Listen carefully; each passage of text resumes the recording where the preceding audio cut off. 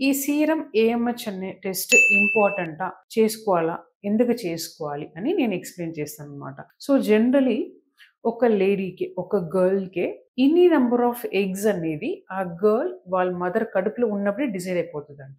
So, generally mother కడుపులో ఒక girl baby ఉన్నప్పుడు మిలియన్స్ ఆఫ్ ఎగ్స్ ఉంటాయి.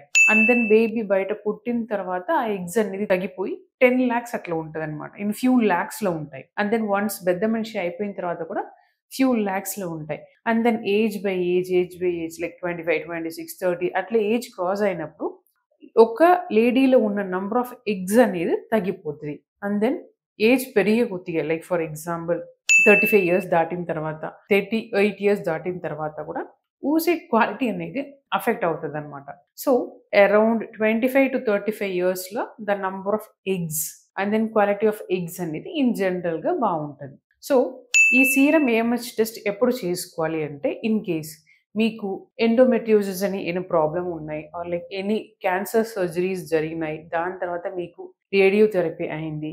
ఆర్ లైక్ ఓవరీలో ఏదైనా సర్జరీ జరిగింది.